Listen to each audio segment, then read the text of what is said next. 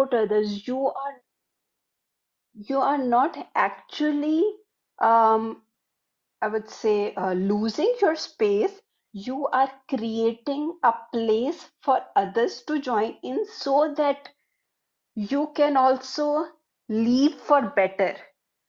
Don't think that I have to stay in it, or I should always be in this job, or if I teach others, others will take my position. Actually, ask them to take your position so that you can take a higher position.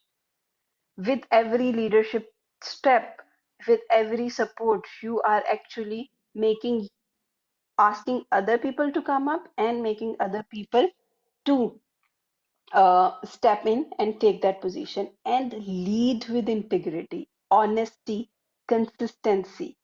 That is what matters the most. If you are open, if you are honest, that helps others to follow you better. And always practice continuous growth. It is again, when you are continuously growing, you are creating more and more space for yourself. And also, because to be honest, if you don't leave a place, you'll be stagnant. And when it actually would be a time, you'll be looking forward, oh no, I make this all wonderful, but now I don't have anyone to pass it on.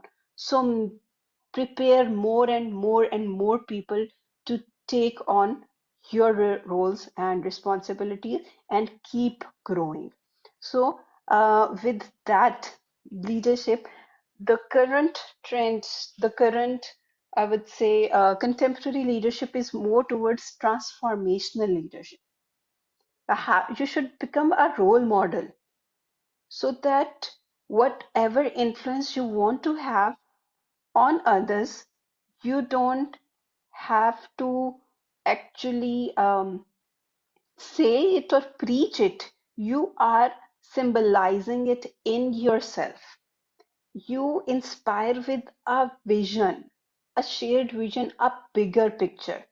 That bigger picture is the one which inspire a person to work for it. Spirituality is connecting to a bigger picture, a spiritual being, a universe, a larger self, or unless or until we feel connected, we are not much motivated, because we'll be like, okay, if it is only my life, it till end.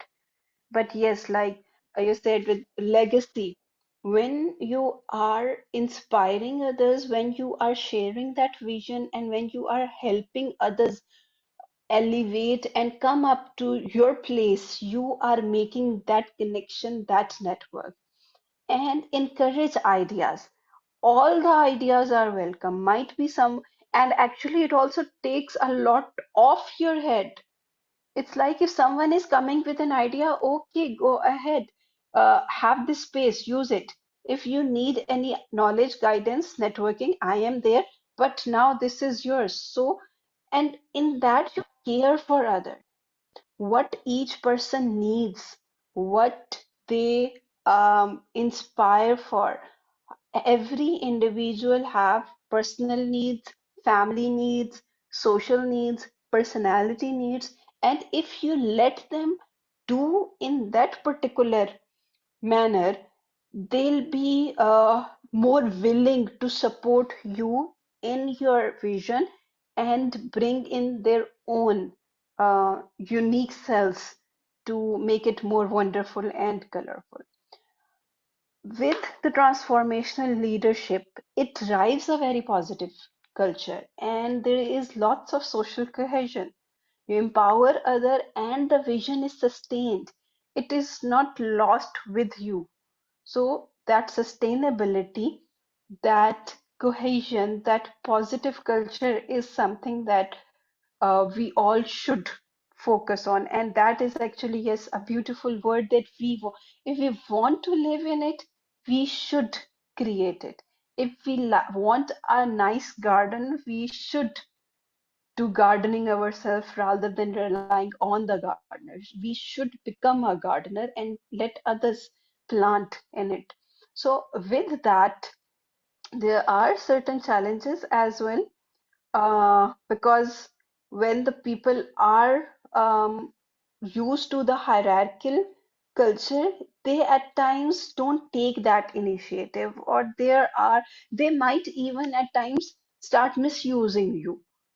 But with consistency, with assertiveness, with proper boundaries and care, you'll be ultimately able to um, build that culture, that respect. It may take time. At times, it may take years. But even if one or two persons come to you and say that, yes, what you taught or what you lead, that was an inspiration for us, and we try to be like it, we try to help others like it or things. So it actually is that the seed you have sown is uh, giving trees and further fruits. So with that, I would like um, an open forum. We do have, yes, 15 minutes. I do wanted a little more time for you. I would like you to reflect back and think of an empathetic and compassionate leader you have at any moment of your life. It can be in school, college, university, workplace, home, community,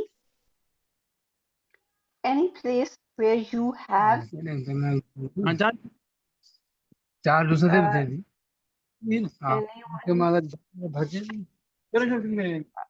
Um, Let me check who's my.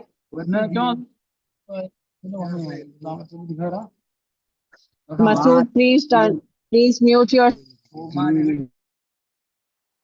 Okay, right. Thank you. Sorry, I muted you.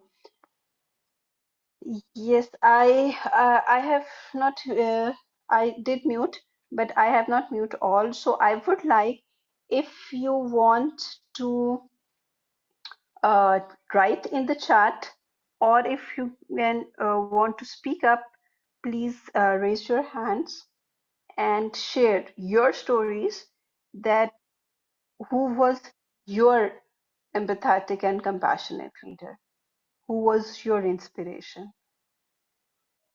And also, if right now you have to take a role as an empathetic and compassionate leader, mashallah, your mother. Yes, I would say our prophet is definitely the best role model, but in the current contemporary, yes, your father, right? Great.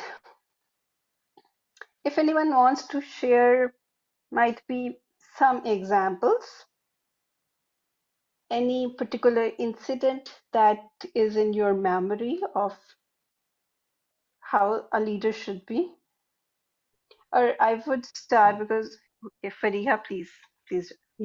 Yeah, I'd like to share about my dadi, Rahimullah.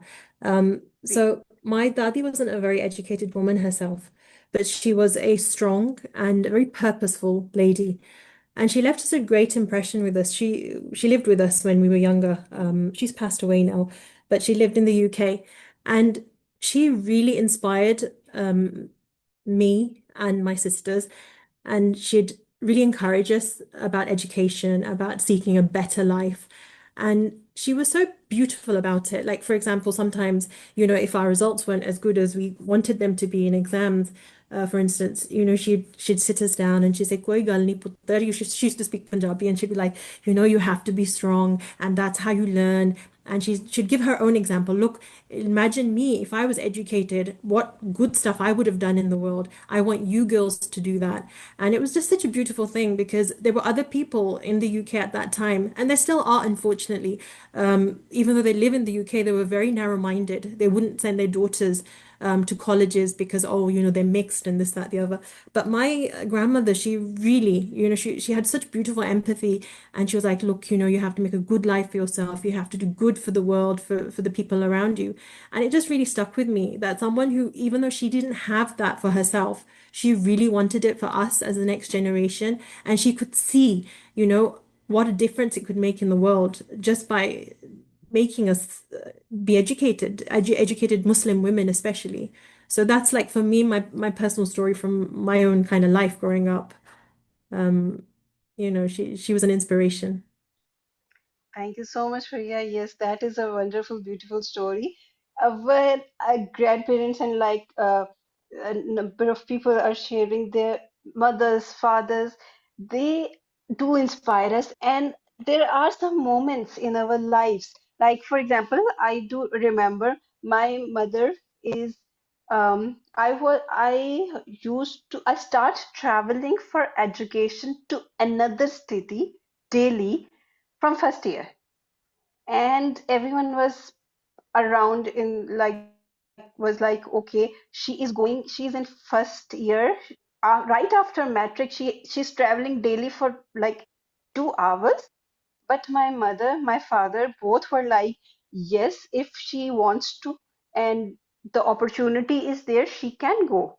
And my father even was like, even if she has to go live in other city, I am open to it. And if I talk about the compassionate moment, it was like if there were some others out of I would say time workshops or something like that, which are not in a regular our transport system, they actually register in that workshop.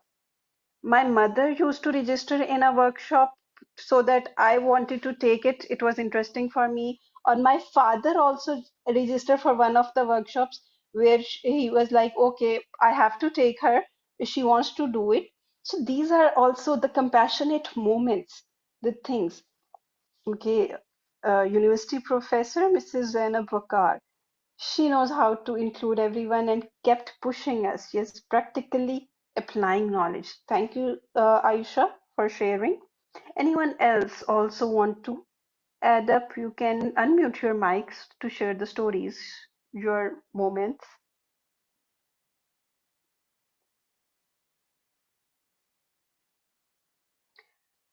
I also remember one of my teacher, and she was, I would say, for everyone else, she was a really, really strict teacher.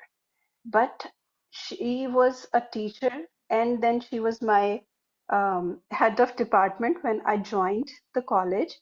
And there was a moment when I had some problems with my I would say office work. She took me. Everyone was like, okay, you have to go there and talk to them and get this done. And then, so everyone was giving advices. But she actually took me with her to the office and asked the clerks that that I am her daughter, I'm like her daughter, and my work should be done. And that is, I would say, the compassionate moments. So I would like you to reflect, to focus on moments. Moments. Yes, Laiba, you want to share something? Okay.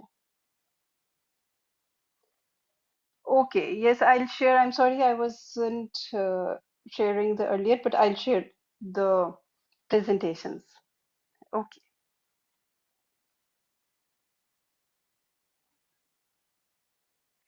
One thing I just wanted to share, ma'am, from Yes, the class please. today, which really affected me. When you said to don't like basically make space for other people, make space. And that's such an impactful thing to say because especially in our culture, we become so competitive. It's like we don't want anyone else to succeed because, they'll get ahead of us or they'll take my place. But it's such a beautiful understanding, such a compassionate leadership to actually think that I want good for these other people as well. I want to make space for other people. It's just it, it just really hit me today, what you've said. Thank, I really thank like you. that. Thank you so much. Thank you, Faria. Well, actually, at times I don't know, but I feel surprised because, to be honest, currently I feel like Yes, there is. I have a space and I am doing good, but I feel stuck. It is like, and I feel stuck not because I am growing, I am learning, I am currently also enrolled in some things, and I am stuck because as no one else is coming into that space because of some, I would say, that hierarchies or structures like that. There are people who wants to take up the who wants to join, and I am encouraging them to please come up, take this space, take my place, so that I can do other things as well. I can do lots. So I don't know why that is, because and if we grow, if we explore new ventures, we would actually love lots of people to come and join, and will like to teach them everything that we have learned, so that there are more like-minded people. There Mm, are people with which we can talk, we can share our I would say ideas, because I mm, think that is also something that I feel stuck in the way when there is I don't have very good appetite for a small talk. So if you have people around you to share ideas, that is, I think, a good thing to do. Okay, so we do have some more chats. Yes, Soha is sharing that my school teacher, she inspires me with her courage and vision, as she always said that take first step to create change. Yes, even when others hesitate. We the first to make change, even if we out of space. One of my teachers in my 10th grade, when they were like uh, passing out metric passing out time period, so one of my teacher wrote a quote when I went to him for an autograph. He said that those who walks on other footsteps leave no footprints. So that was also an inspiration for me, that I want to leave footprints. I don't want to walk on other footsteps. I want to have my own footprints for others. So yeah, Aisha Fawad, the Grit Coaches Academy founder Khatija Usman. Okay, is one of such person. Selflessly share all the information, resources, help set up practices, make sure all team grows, no one left behind. Okay, so yeah, that is also the reason she is the founder, because she is a true leader. Yusra Uruj, an empathetic moment when I was applying for college and my father supported me in choosing the college. And I truly wanted, even though mother was not, but father was there. Yes, fathers are very supportive role models. Father, Sabagul father belonged to a middle class. Okay, yeah, chat came back. Okay, so yes, with even with financial and family problems, the college opened for you because of your father. That's great. Mm. Yes, now there is a story of Huda Amira as a leader. When I was 18, I became hostelite, being favorite, okay, pampered daughter, and yes, the roommate got sick. A moment in hostelites to take charge, living an independent life, and also inspiring others to be independent and be compassionate.